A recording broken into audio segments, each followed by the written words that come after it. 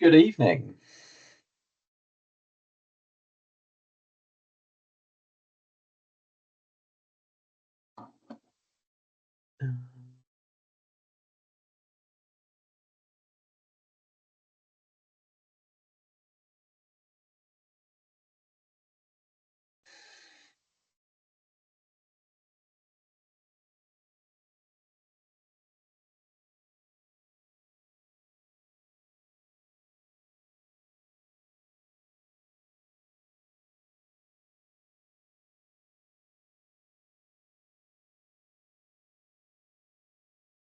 Evening, Horace. Oh, and he's gone.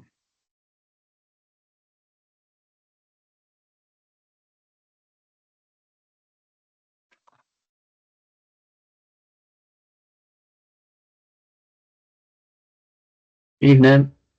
Evening, Ross. How are you? I'm okay, thank you. Recovered Got from your tumble? No, I haven't. I've still got poorly knees, big scabs on No. them. Yes. So did you trip over your own shoelaces or trip over a player or No, I was. They kicked off, and the team sort of got it. A few passes out to the wing. The winger started legging it down the wing. A few of us are sort of like turning and then legging it. I put on the afterburners, and then like someone like there's like a tripwire or something. It's just completely gone. sniped? Yeah, very embarrassing. Yeah. It wasn't on VO, so thank God.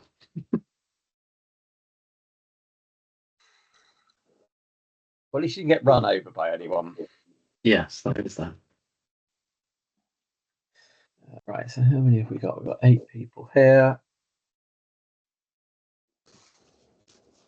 It is 7 o'clock. So we'll get going, and if we have any stragglers, we can let them in as they come through. So so thank you very much for joining for this Why can't I hear? second attempt.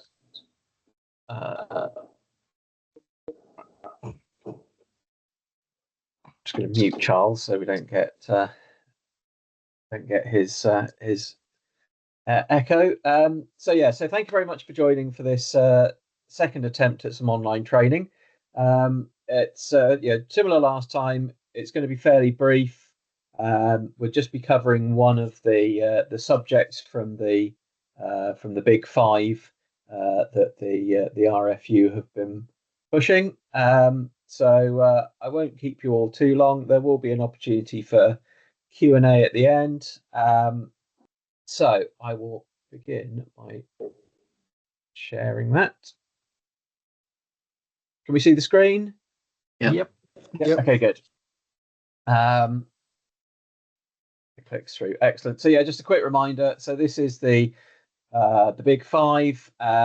So these are the 5 key areas that the RFU match official team would like us to concentrate on. We covered line out to maul at the previous up face-to-face session. So today we're going to be looking at space. If anyone's interested in having a look through the Big Five guide, that's a link to it. If you just Google Big Five guide, up it comes. So why do they want us to look after space? So teams need time and space to effectively attack. There are a number of pieces of law around space, primarily the rules around offside, and those apply slightly differently at different points in the game. So it's split up into these 4 main areas. 3 of them come from the Big Five. I've added restarts because they seem to ignore it. So we've got the back foot of ruck and maul. So just being aware of what's going on in terms of allowing space at the breakdown. There's obviously players in front of a kicker in open play. non-participants at set piece, and then I've just put a little note in about restarts because there is one significant difference with offside at a restart. And then, just pulled this one line out of it. By managing players in both the attack and defence, we can help facilitate a safe and quick game. So, Ruck and Maul. Hopefully, most of us are aware that the offside line is either the try line or the hindmost foot of the ruck or maul. So players from both sides, if they're not involved in that breakdown, then they need to be behind that line. So what can we do as referees to help maintain that space? So as it says there, using effective communication to manage the players. We normally concentrate on defence because the attack are normally set up in a deeper position anyway. It's not necessarily in their interest to encroach into that space. So it's we're normally focusing on the defence.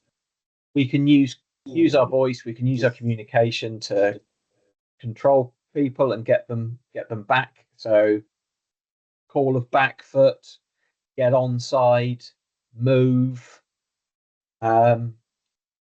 And then, so standing, and then the other communication we have is obviously our body position. We can stand square to the defensive line and we can make eye contact. That allows us to see them and to see when someone's offside. So in order to see those offsides, it all comes down to positioning. So picture I've shown on the right-hand side here. So referee's in this position. He's not in the way because the scrum half can pass this way or this way. He might be in the way if someone comes charging through on a line, but he can clearly see that both of these players are very clearly offside. So should that make a material effect to the game, then he can penalise them for it. And one thing to bear in mind when we're thinking about a material effect, if that 9 has his options cut down significantly, if the pass is on here, but because these two players are here, he feels that he needs to pass to the left, even though he's passed away from those players who are offside, that's still potentially, and it's up to you as a referee, still potentially a material effect because those players have not allowed him to play the way that he wants to. So it doesn't necessarily, just because the ball gets passed in the opposite direction, doesn't necessarily mean that those offside players are not material. And then the last piece about this is with the new global law trials this season, we also now need to keep an eye on players in the breakdown who are targeting the 9. So we're allowing that 9 to benefit from a little bit more space and a little bit more breathing room, again, to allow them to play the ball away more quickly. Just a reminder, a player who is involved in that ruck or maul cannot interfere with the 9 now, unless the 9 moves a metre away.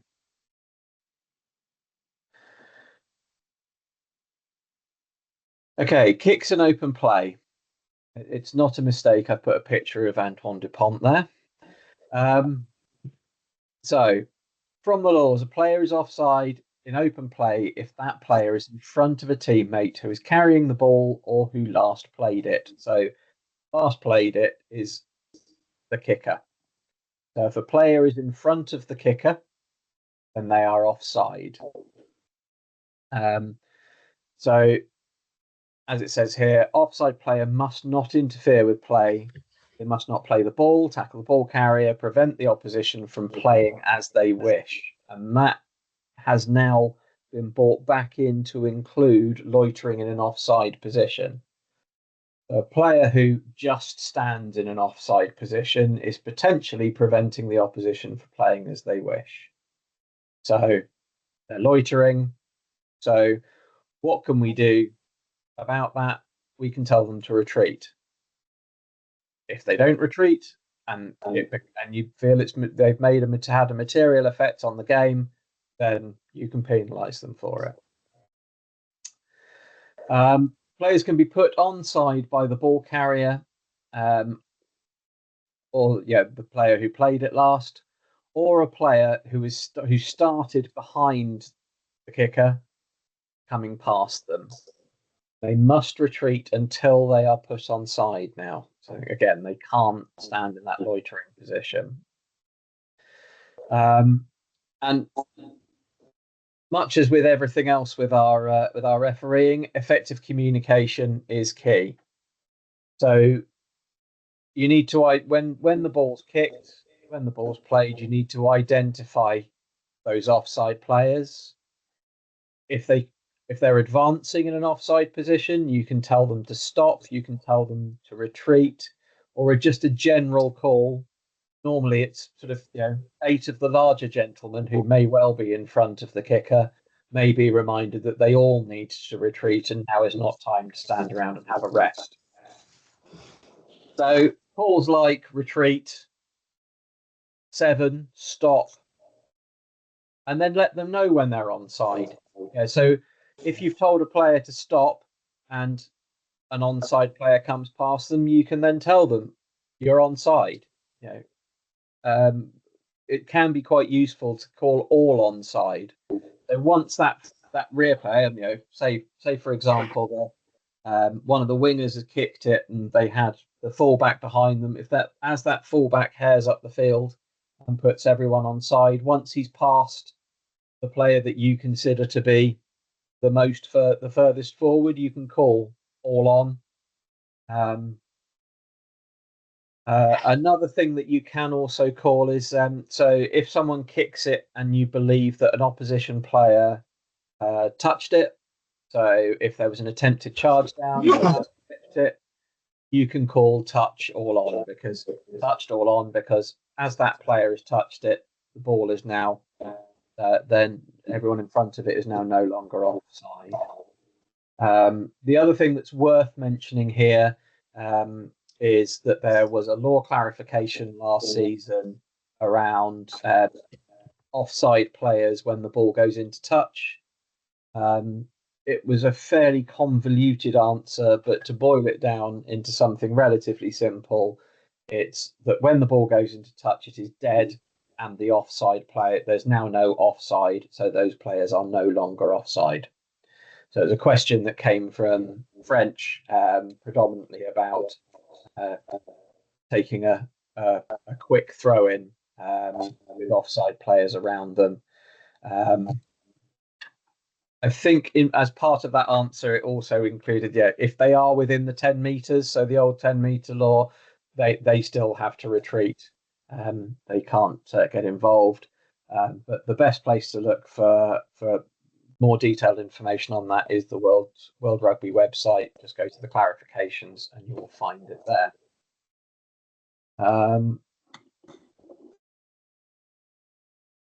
Okay, so space at the set piece. So at the scrum, hopefully we all know that both sides should be 5 meters back from the back foot. I think a lot of us will take a look up and maybe take a look over our shoulder and check, but then we're concentrating on the scrum. What you'll often find is certainly the non-putting inside, those defenders will start to possibly creep forwards. So it's worth having a look up if you're happy with the scrum and seeing where they are.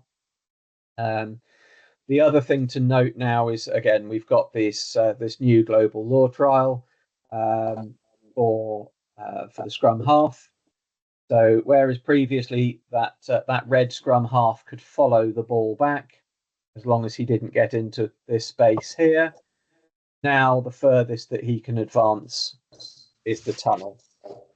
So he now has the option of staying at that tunnel. He can go back to line along the back foot of the scrum, or he can retreat back to the 5 metres. I would point out, though, that in between those 2 points and in between those 2 points, he's offside. So unless he he must be either on that back line or all the way back 5. He can't stand in the middle here. Okay, and those offside lines remain until the scrum is over. I will point out that once the ball crosses into the in-goal area, the scrum is over, so offside lines are now gone. Right, so we've got a couple of questions, so we'll go with, I didn't see who was, it tells me who was first. Mike. Thanks, Ed. It was a question that came up on the pre-season training day about that offside line for the scrum half and how far it extended, and if technically he's still onside if he goes, as far as either touch line, but is still in line with the tunnel. Is he still onside? Yes. Because no doubt there'll be some clever coaches who decide to shove their scrum half right in front of the opposition 10, but 5 meters away. Yep, they're allowed to do that. Yeah, Okay. absolutely. And I haven't seen it yet, but I wouldn't be surprised if we don't start seeing a non-scrum half standing in the scrum half position for certain defensive rucks, because they can defensive scrums, because they can then come out and stand over here. But yes, absolutely, that line extends. Both of those lines extend from touchline to touchline. Okay, thanks. Andrew, in the tunnel. If they stay at the tunnel, they must remain next to the scrum. It's just those two off the back foot and the 5 metre. No, it's across. It was clarified. It's at the length of the pitch for even at the tunnel. I thought the law says you've got to stay near the scrum, which is within a metre. Well, the IRB guy said it was the length of the pitch, the width of the pitch. So, It's the width of the pitch if it's the back foot. Yeah. Or Even the at the 5 metre, but the tunnel, I think, if they stay at the tunnel, they have to remain next to the scrum. I think that's what the law says. I will double check and confirm and correct. yeah, if you could, because the IRB guy that I spoke to said no, it's the width of the pitch again. But I might be wrong. I think if it was, we definitely would have seen some South Africa do it by now. Someone will have tried it. They have. I think I've seen them do it. Yeah, I've seen some players actually do that. Have a look at 19.30 alpha.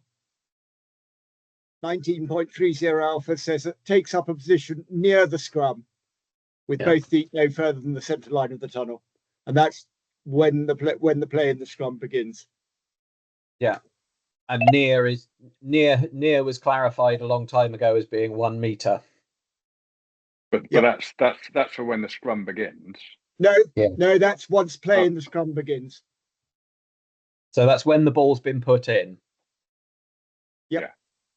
Yeah. No, I get that. But as that ball comes in, could he then leg it along the length of that offside line and go and stand in front of the opposition 10? No. Okay. So prior to the 19.28 is prior to the start of the play in the scrum, where he has to be next to the opposing scrum half or back 5 metres. 19.30 is once play in the scrum begins, he's near the scrum or back on the back foot or back 5 metres. There we go.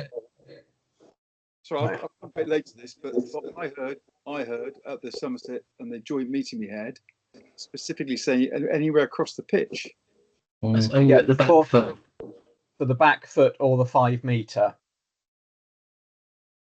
So here's the law. So 19.3 takes up a position near the scrum with both feet no further than the centre line of the tunnel. Yep. That's near the scrum is within 1 metre. Yep. So B and C is anywhere along those lines. Retires to a point on the offside line or retires at least 5 metres. So both of those are all the way across. If they stay by the tunnel, for me, that law states that they need to stay by the scrum. and that makes sense. Which one? Sorry, but what are we saying? So we're saying he has to stay by the scrum, or he can leg it across the pitch. If he Yes, stays stay- at the tunnel, he stays by the scrum. Yep. If he retreats to this offside line at the hind foot, it's anywhere across the pitch. If he Yes. goes to this Yeah. 5 metre line, it's anywhere across the pitch. Exactly. I stand corrected. You're right. That's what I thought. That's what Tony Spreadbury said when he briefed said that at Froome. That's Yeah. weird, but didn't. That's why we're briefing teams. So the The nine other, go like across the pitch, but you got to stay there. Yeah, no, it's If very, Brendan says something, and you can sort of, yeah, you would take it for a gospel, wouldn't you? yeah, but Tony Yeah. Spreadbury never knows the laws anyways. Known him for years. so the other thing that I have seen happening, and I've had to jump on, and there seems to have been some inconsistency about it, is that they must start here. Yeah. So before the ball's put in, they do have to still be in this position. They can't start on that 1 metre or back. They do have to start in that same position. Seems very pedantic, doesn't it? It Ed, does. Can I just interject? They can be beside the tunnel or back 5 metres, All back 5 metres, yes, Yeah. yeah. But just not back at the hind foot. So what? Certainly, I was allowing last season them to go on the back foot on the other side of the scrum. That's not allowed. I was wrong. No. So on the Um, put in, at 2 positions. Once the ball is in play, 3 positions. and also, if they do choose to start on that 5 metre line, they're not the scrum half, and they can't then come down to this 1 metre line. So there's when the scrum wheels, and the red scrum half is standing as he's currently standing. Yeah. And scrum wheels, Yeah. but basically where the yellow scrum half is now standing, but the ball's still in the middle of the scrum. Is he Yeah. offside? No, He he's has to- level with the scrum. He He's still middle has of to the be scrum. level with that tunnel, irrespective of which So way if the the tunnel's tunnel pointing. wheels, then he's level with the wheel. Yeah. So he's in front of the ball. He's in front of the ball, but level with the tunnel. Yeah.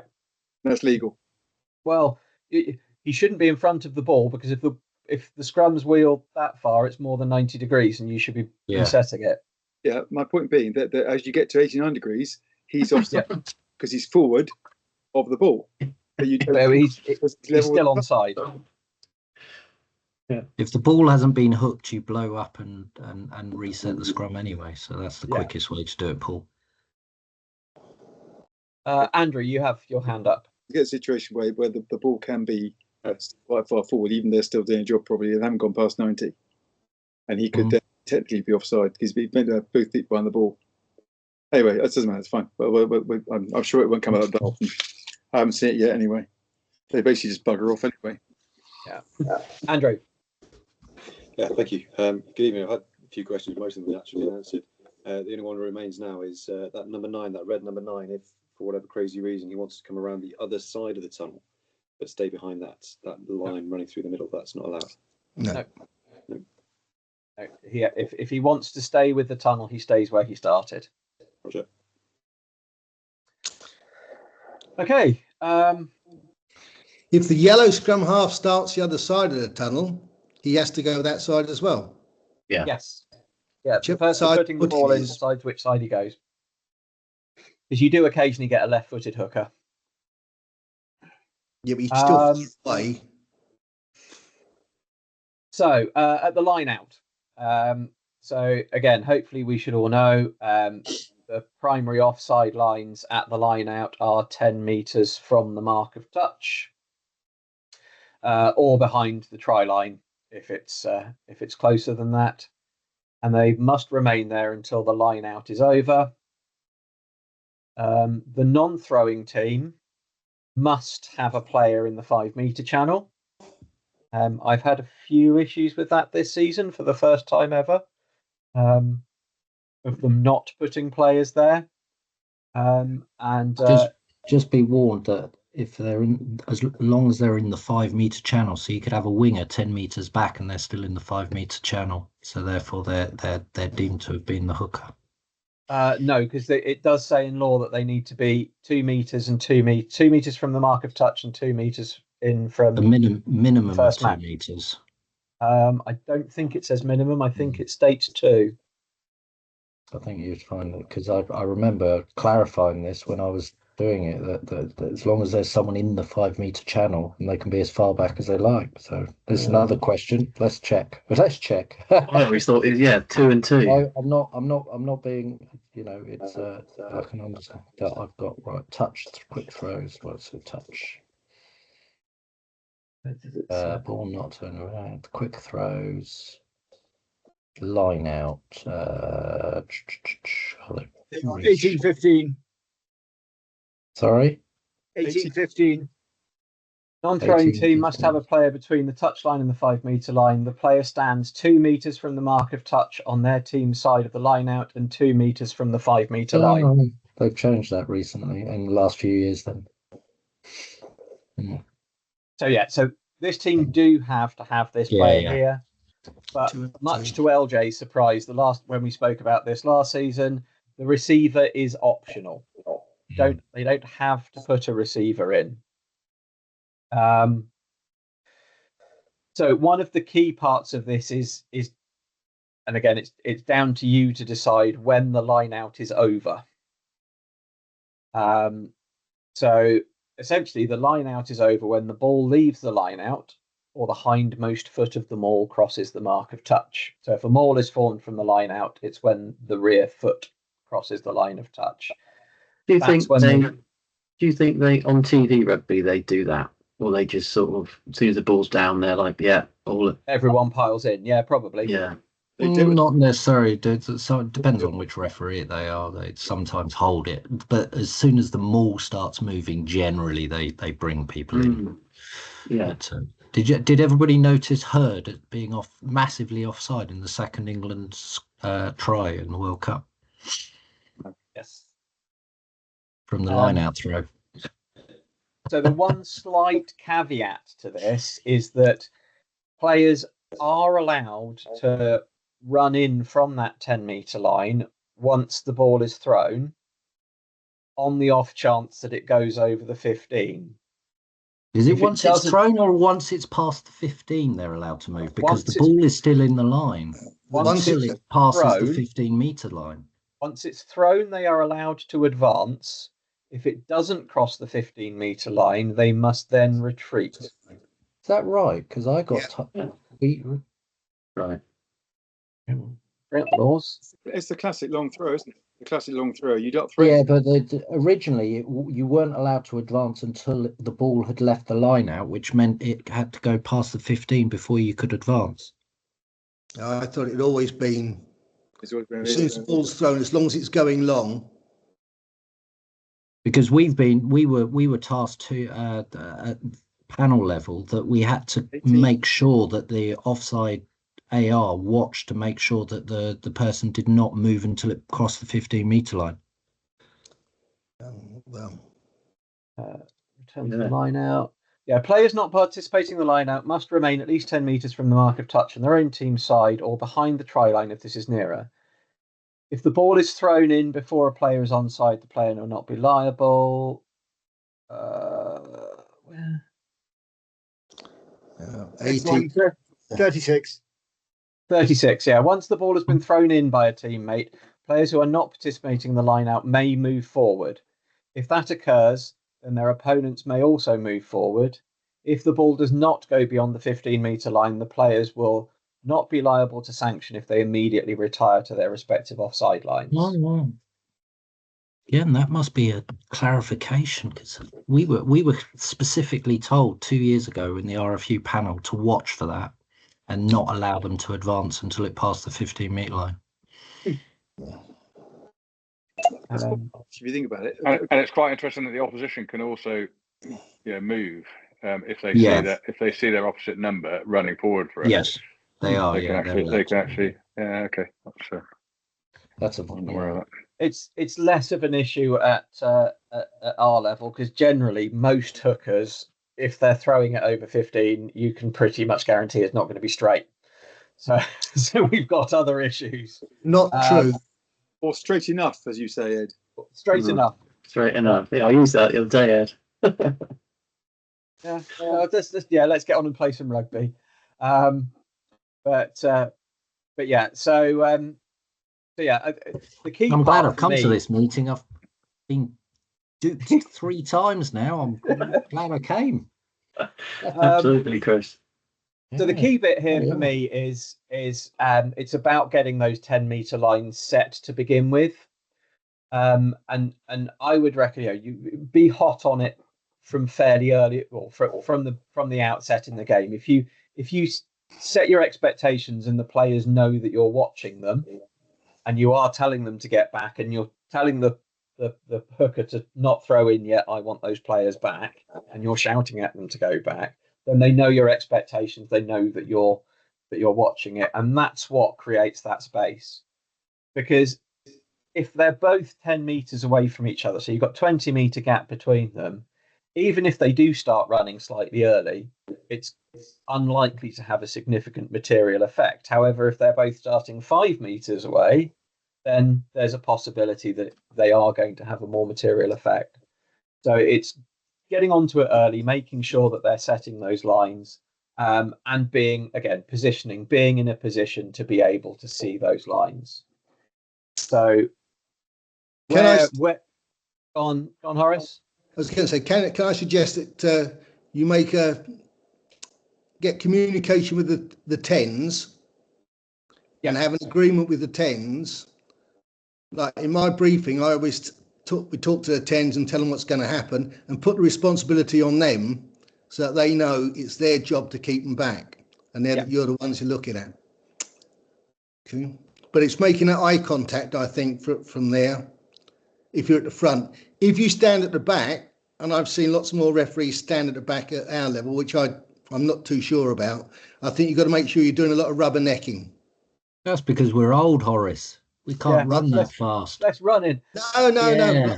I was always brought up with you sort of stand at the front and look across towards the defensive line. But I'm told that's a little bit old hat now.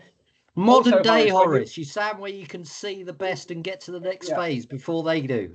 Well, it's okay if you got 2 ARs who can butt in on you, but otherwise, rubbernecking is quite important.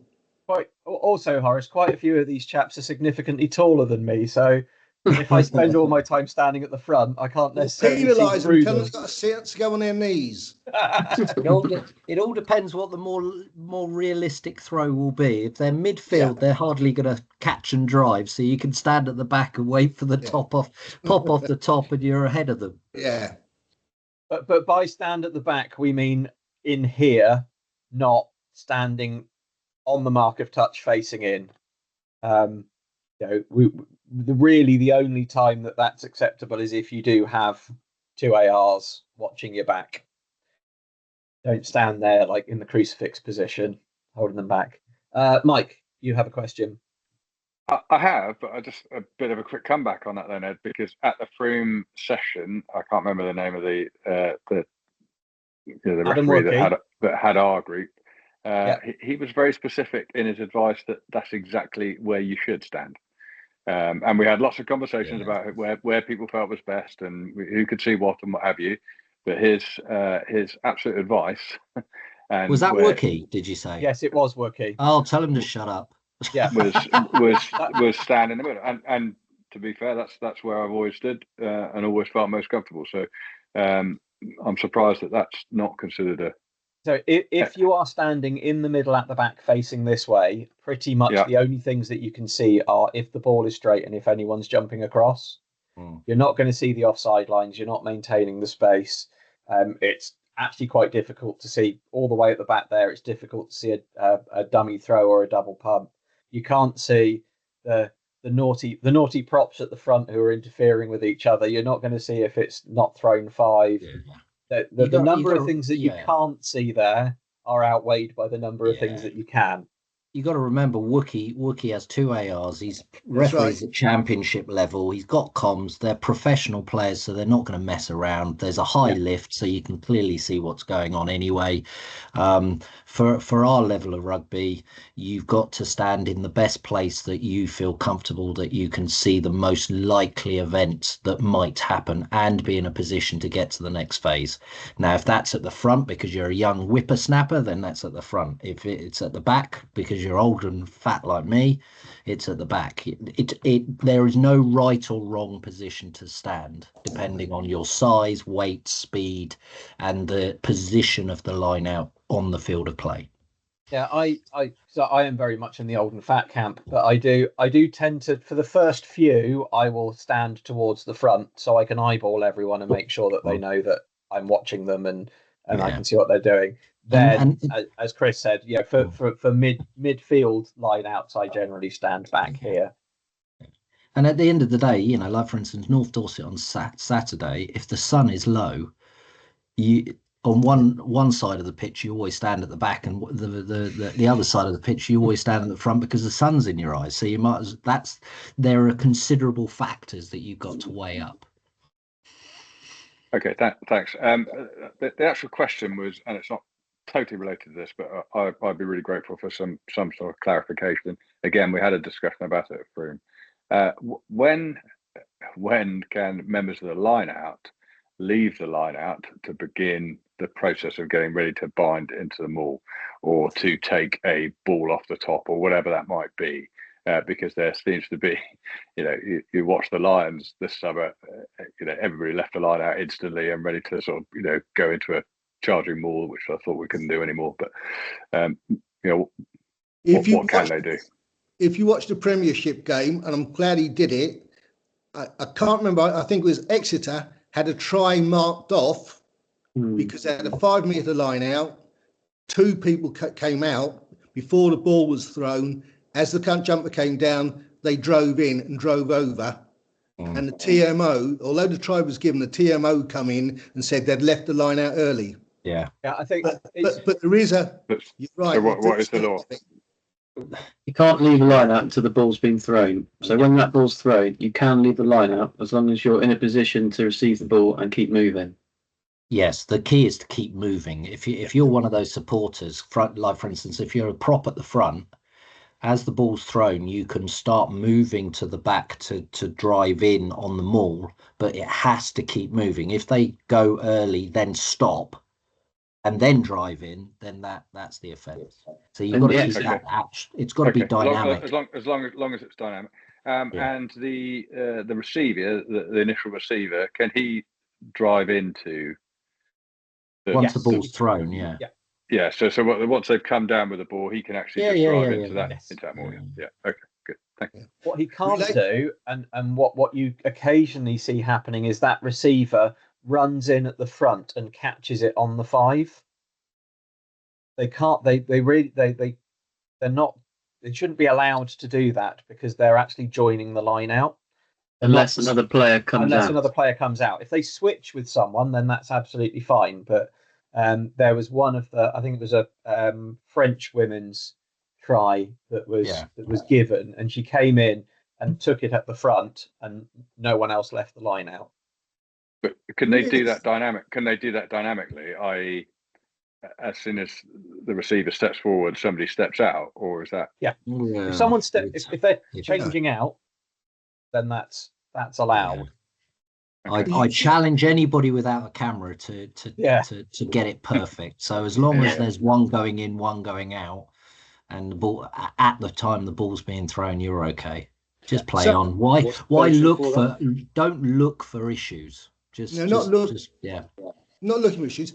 So if you had one man standing on the 5 metre, 2-man line out, another man stands back on the 15 metre, and the ball is thrown straight down, the scrum half can go in and run onto it and take it.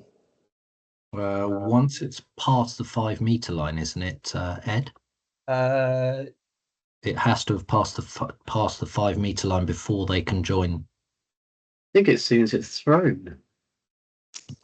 I thought there's that once it's thrown. Because in sevens they do that all the time, don't they, Horace? It's basically the scrum half steps in and gets lifted, don't they? And again, if you get the line out that stands well back from the 5 for the scrum half to go front, as long as the ball's thrown correctly, I didn't think there was anything wrong with the scrum half taking the line out. Let's have a look. during the line out. So Come on, Charles, you know this stuff. You know the law book off by heart. Come on, once it's give us commenced, the the thrower and the thrower's immediate opponent may join the line out if they move anywhere else or offside. Yeah, they may join the line outs as long as no, that's the thrower and the non-thrower in the once the five. throwers an opponent may join the line out. Yeah. Yeah, I think that any player in the line out, I think the receiver is a player in the line out. Yeah. No, it's a receiver, isn't it? No, the receiver is the receiver. Yeah. Is the receiver a player in the part of the line out? No, the receiver is the person. That person there, the receiver. Yeah, I would say they are part of the line out. No, they're not. No, they're not. No. Only the people in the line out are part of the line out. Right. Players. Must be so. Yeah, think about that one then. So I thought, yeah, they could do that. The picture in my head is. Once the line change. You only have one. Yeah, you can only change before the ball's thrown. Yeah. May change places before the ball's thrown. They may pre-grit. Right. So we know about throwing in. Yeah, from here somewhere. It's got to be down once.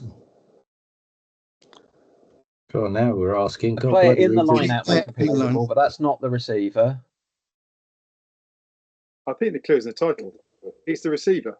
He's not line out, and therefore, mind you, if you go to Law 1835, it says players not participating in the line out must be 10 meters. Now the receiver is not. Therefore, if on that definition, a player not participating in the line out must be 10 meters. Well, the receiver doesn't have to be 10 meters. Therefore, you could logically say that they're part of the line out. If you read above, that's how I've interpreted it. If you read the deck diagram, it says 2 meters from the line out. The receiver must stand 2 meters from the line out. Yeah, from the line out, but they're still part of the line out. Well, they can't be if they're 2 meters away from it. Well, they're 2 meters away from it. That's being part of it. They're not 10 meters away of it. Not participating. They're participating. I don't think we need to really. At our level, I don't think we really need to worry about it. If they're doing a sevens move where the basically the ball's thrown, the receiver steps in, gets lifted, if that happens in a 15, I don't think we need to really question it. The whole idea is to find reasons why not to blow the whistle rather than reasons why to blow the whistle, and let's get the game going and let's get on with it. Because it is a grey area, so we just and as long as you're consistent to both sides, it doesn't really matter, does it? Yeah. Okay. The other thing, when people left the line out early to go in, I used to penalise them for having more than one receiver, which meant they were offside. That's cruel. And I gave a penalty. It's not. It's actually if they leave the line out to do that, it's a free kick because they leave the line out early. Yeah. Leaving the line out early is a free kick, but there is also where is it? There is a bit about other than by moving to the receiver position, if that position is empty, no line out player may leave the line out until it is ended, and that's sanctioned penalty. What? Other than moving to the players? Oh, they've changed it to a penalty rather than a free kick, have they? I'm sure I thought it was a free kick. Penalty. Cool, bloody hell, they've. I think it's possibly thinking of early lift.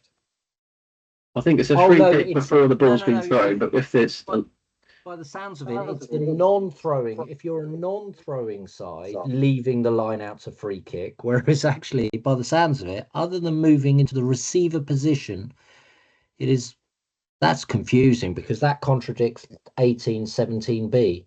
From the non-throwing side, throwing team may leave the line out only to ensure that they do not have more players than the opponent. So that's basically that's obvious. So that's forming the line out, and the penalty is ending the line out. So that's once the ball has been thrown and the line out's commenced. I think that It only says here, applies. no, it says from once the line out is formed, players from the team throwing in may not leave the line out other than changing positions with other participating players. That's a free kick. From the non-throwing team may leave the line out only to ensure that they do not have more players than the opposition. So if a player leaves the line out, then it's a free kick after it's been formed. So it's a penalty. So that's contrary to Yeah. 1838 that says other than by moving to a receiver position. So the only time I think you could give a penalty would be if they choose not to make a maul. So the ball's been thrown in, line out started, the other team jump, catch it, come down, and they go to form a maul, but the other team deliberately don't form a maul. As long as they step, they've got to open the curtains. As long as they open the curtains, yeah, that's okay. But if they if they leave the line out, that's then a free kick. That's a penalty. No, it's a free kick. Free kick. That's a penalty. That's a penalty. That's what the last one is. But good luck. And we talked about this last time, and Stu Kilby just said. I'll tell you what. Put it this way: nobody's going to question you whether you penalise with a penalty or free kick. So let's well, you just need to sell it. even seasoned players don't understand what a free kick is, and you have to remind them repeatedly that if they kick it out, it's the opposition's line out. And to be honest, maybe you want it to be a free kick rather than a penalty because you can opt for a scrum and a penalty, but a free kick is a tap and go. It then leads into speed of the game, which is one of the big five. So you might as well free kick them rather than penalty. Yeah. So the only other thing on line outs, I think we were for the chat, is when the ball's been thrown in and a quick one off the top, managing space, the opposition flying out of the line early is a difficult one to watch, I find. Yeah, it's a timing issue, isn't it? Those who are involved in the line out coming through to then tackle the receiver. Yeah, so ball off the top, and already you've got one of the opposition players almost like there. Yeah. Or the scrum half gets it, and they most of the time they sort of dummy, don't they?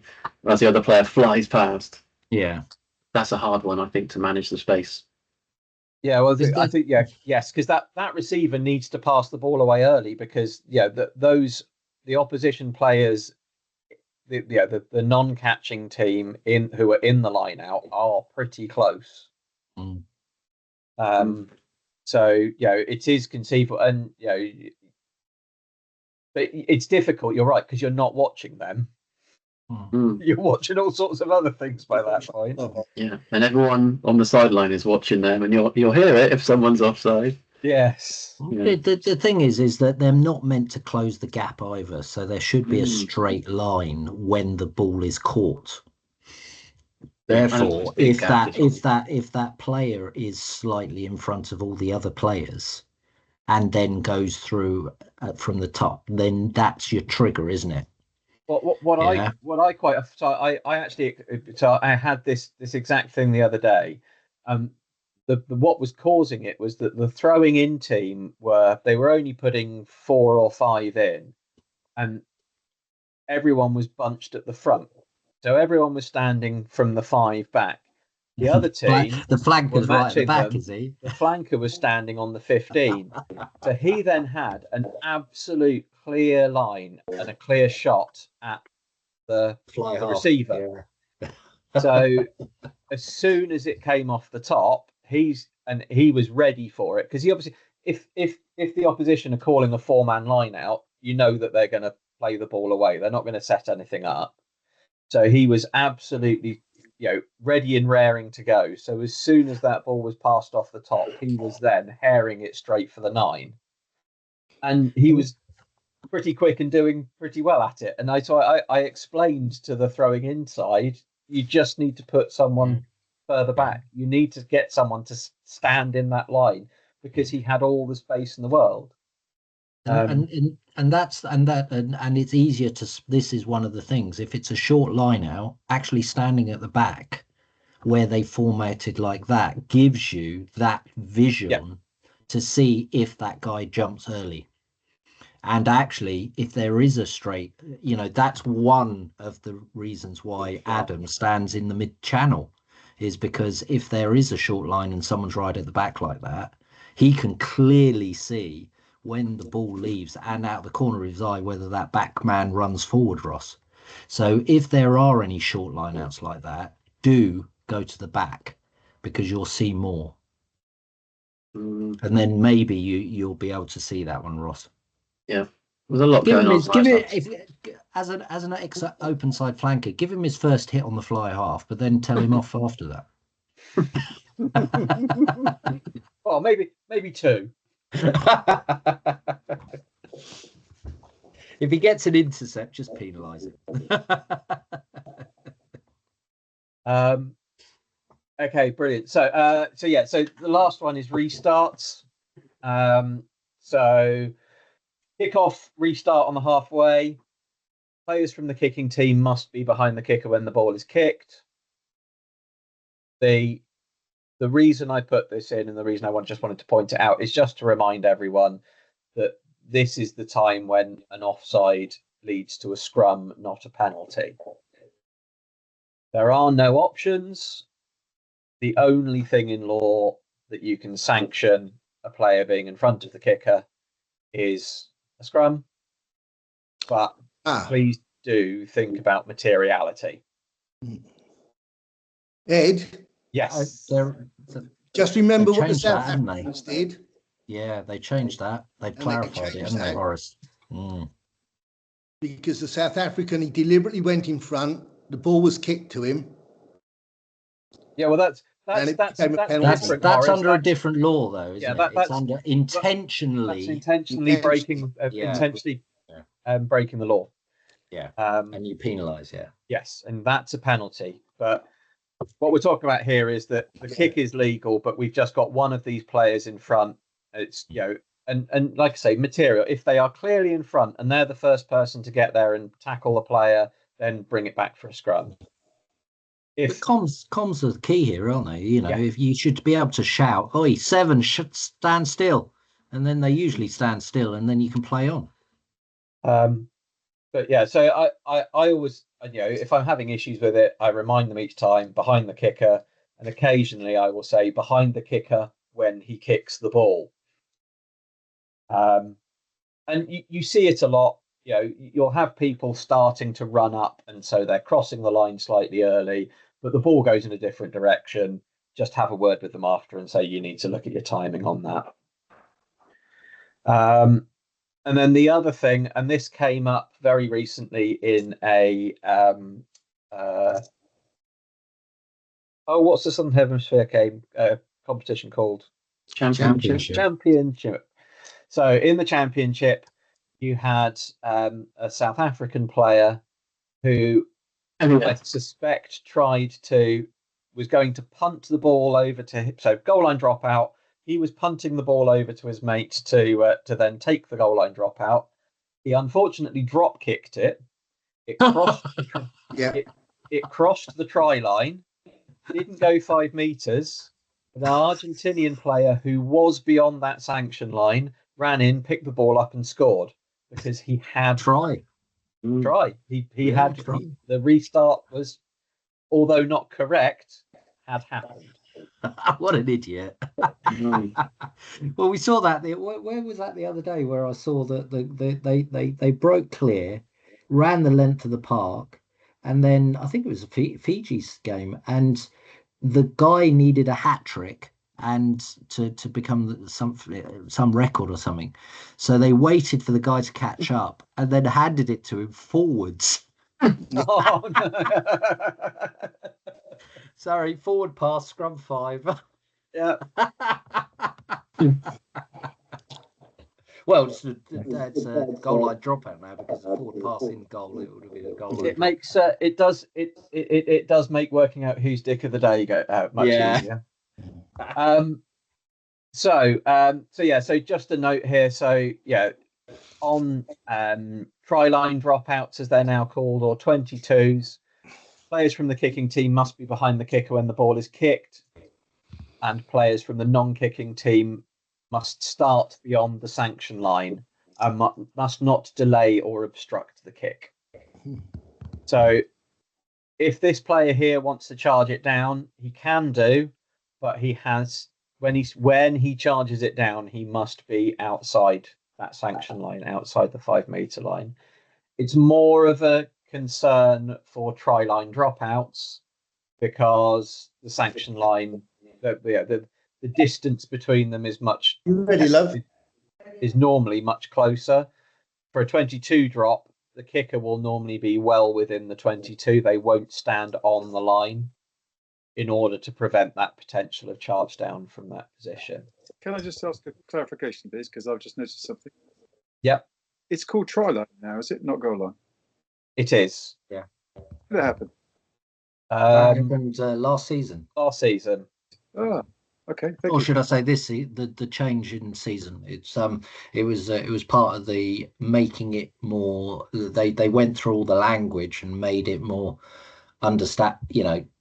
Up to date. Everybody calls it a try line, so they just updated it. Okay. Yeah, and so you've also got stealers rather than jacklers. Really? I've never heard anyone say that. I Yeah. have a queue booked for 8 o'clock, so I must say goodbye. Okay. See you later, Horace. Cheers, Cheers, Horace. See you soon. So March 25, it would be that one, wouldn't it? Hold on. Steelers. Oh God. There's a Right. question. Okay. So here we go. So I did do a quiz about this.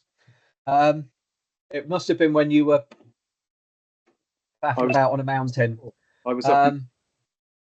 So yeah, goal line is now a try line. So a goal line dropout is a try line dropout. Latched is now pre-bound. Temporary suspension is yellow carded. Permanent exclusion was replaced with red carded. A knock on was replaced by a knock forward. Jackal and Jackler was steal and stealer. And then this one was just my last silly thing is the touchline is still called the touchline. But yeah, those are the ones that they changed. So I wouldn't worry if you use the old terminology because most of the guys that we referee are probably still on the old terminology anyway. Well, the try line one kind of makes sense because most people refer to it as the try line. It's only us that generally refer to it as the goal line. Exactly. Yeah. Exactly. It's just bringing dust into the line of the rest of the world. Really. I mean, it makes sense. That's going back to when you place the ball over the goal line for an attempt at goal. It was a 0 score until you had an attempt at goal, wasn't it? That's why it's called a try. Yeah. Because you get to try to score a goal. And God, we're geeky. God, we're geeky. But in that quiz, I asked this question. The reason it's called a touchline is because in the original rules of football, so even before rugby, it wasn't the team that hadn't kicked it out that got to throw it back in. It was the first person to touch the ball got to throw it back in, and that's why it's called the touchline. God, now that's mega geeky, Ed. Imagine the conversation with the number 2 about explaining that to him. Could you keep your feet on the touchline? You know what it's called that? It's called that. I might try that on Saturday, Paul. I might stand there with the number 2 from Cleve. Do you know what it's called? The other slightly interesting thing is the reason that we throw it in and we insist on it being straight at 90 degrees, again, comes from pre-rugby football laws that they had the same thing. It had to be thrown in at 90 degrees to the touchline originally. No, that wasn't interesting, Ed. That wasn't interesting. There we go. So, Andrew, don't be polite and just chip in, Andrew. Yes. So we've got to the question and answers. Andrew, you have a question. Yes. Try line dropouts, red player not behind the sanction line. What's the sanction there? What, the kicking player not behind? No, The non-kicking non-kicking player player. being beyond the sanction line. Good lord, that is a very good It's- question. Well, I it mean, depends if okay. he causes a problem. If he causes a problem, then technically that's offside, and therefore it's a penalty. I'm going free kick. I'll go penalty. Go on, let's see who's putting money on this. 12, An 12 opponent, 14. okay, an opponent who is in front of the sanction line may not delay or obstruct the dropout. Sanction is penalty. Yay! There we Put go. round penalty 12, off, please. No. 12 14. What's that? An opponent must not advance in front of but opponent who is in front of the sanction line may not delay or obstruct the dropout. Yeah. So it depends on So if how it's- you're defining it. So you isn't have it? the option as to whether you want to give a Yeah. penalty or a free kick. So we're both right. There you go. We're both right. It depends If on he- whether you if want he's to be in soft front- or hard. If he's in front, he can be penalised with a free kick. If he obstructs or delays by being there, then it's a penalty. Yeah, It's right. I think it's all to do with intent. If they intend to slow it down and they know they're in front, you penalise with a penalty. If it's a timing issue, then free kick. But also, I would suggest that if they're in front of the sanction line and they don't obstruct it or cause a delay, then Play through. is it Play material? Yeah, play through. Jouer. Any other questions on space and those other bits, or anything else? Any other questions on any? Yeah, bit can of someone refereeing? referee for me on Saturday? Because I'm feeling a bit old and decrepit. Probably not as old and decrepit as I felt 2 weeks ago when I did 3 in a weekend. But Oh God, I can barely do one in a weekend, let alone three. the Sunday was an under-16s cup game in the morning, and then an under-18s national cup game in the afternoon. I was broken. I bet. I did 20 kilometers in the course of the weekend and 27,000 steps. Oh my God. I did an under-16 game on Sunday, and I could move. And for those of you who've met me, know full well that I am not built for doing 20 kilometers and 27,000. Oh, what we do for the love of the game, hey Ed? Absolutely. I thoroughly enjoy it. Actually, that I enjoyed the under-18s game. I was just broken, but that was quite because it was Bassett against Newbury, so it was two quality sides, both both kicking far too much, and Yeah, rugby haters. What are they doing kicking? I used to play for Newbury and Colts when I was younger. I'll tell you what. Go on, Ed. Sorry. The issue I've yet to referee a Newbury side who don't have coaches who take it all far too seriously. The players I've never had an issue with, but the bloody coaches are a pain in the arse. Well, isn't that all coaches at age group level? Yes. No, there are some nice ones. Not met them yet. No, I'm sure there are some nice ones. And with regards to the Big Five, Ed, you might be interested in R1. They've adopted, with regards to the speed element, they've made it very clear on when they want advantage played and when they want not advantage played, and generating more ball in action. Yeah. And effectively, they're saying that if there's a penalty in their own half, you just blow it. Don't hang your arm and hope for the best. Just blow it, because there are two things that might happen. One is that they can kick it 40 yards down the pitch and get a line out, and two, they can do a quick tap and go, and the people around the ball can't actually. So therefore, it's quicker and more advantage for them. Yeah. If it's a penalty in the half, which is a kickable penalty, then you give them the chance to advance. And the same with scrums. If there's been 3 clear passes without pressure, advantage over, or if they've got past the gain line, advantage over, full stop, or if they kick it, advantage over, full stop, because they found that they've done some research in the north, the R1 North, and they say that they can increase ball in play by about 25%, which is incredible. At that level, you've got players who can kick it, Yeah. reliably kick it that far from their own half to really gain an advantage. Yeah. Whereas at lower levels, they may or may not have someone who's got what a level good, you're at. got a Yeah, good it depends kick. what level. Like level 6, like Saturday, I might try it out on Saturday because it's a Yeah. level 6 game. You know, they you know, I'll try that scenario and say, okay, let's get Paul in play. If it's in the half, they're not going to kick for they won't be able to kick 3 points. The only advantage they're going to get, they're not going to run the 50 yards to get a try. So kick for the touch, and just, I'm going to give it a go. But yeah, as you go down the levels, you're right. As you go down the levels to, you know, level 9, and sometimes people can break the tackle and run the length of the park quite easily. So you would hang your arm out and say, let's give it a go. Yeah, I generally go by the rule that so for a penalty advantage, if I think they've advanced the ball past where they would have kicked it to, then we're advantage over. Exactly. That advantage. But and what's I do the apply chances of them doing it?